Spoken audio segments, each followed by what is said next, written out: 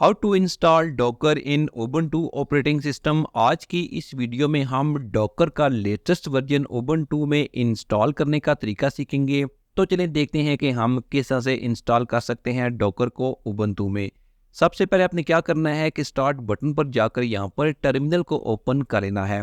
Terminal open करने के बाद आपने यहाँ पर सबसे पहले अपडेट करना है। Pseudo space apt space update type करके आप इंटर बटन प्रेस करेंगे।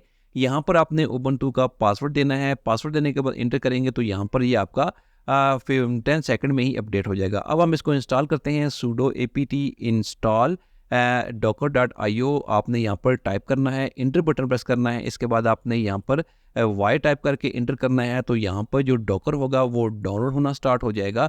36 MB की फाइल होगी जो यहाँ पर आपने डाउनलोड करनी है। यहाँ पर तकरीबन आपका 1 मिनट तक का टाइम लग जाएगा। इसके बाद ये इंस्टॉल होगा। 15 टू 20 सेकंड में ये आपका इंस्टॉल भी हो जाएगा। अब ये सक्सेसफुली इंस्टॉल हो चुका है। अब हम इसको इनेबल करते हैं।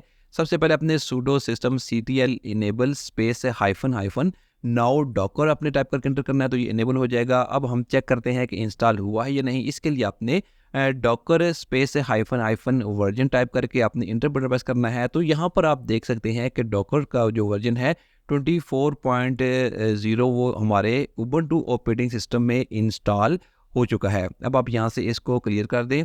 अब हमारे सिस्टम में जो डॉकर का लेटेस्ट वर्जन है वो सक्सेसफुल इंस्टॉल हो चुका है। आप यहाँ पर चेक कर सकते हैं। तो आप इस तरह से उबुंटू ऑपरेटिंग सिस्टम में डॉकर का लेटेस्ट वर्जन बहुत आसान तरीके से टर्मिनल का इस्तेमाल करते हुए इंस्टॉल कर सकते हैं। Thanks for watching this video.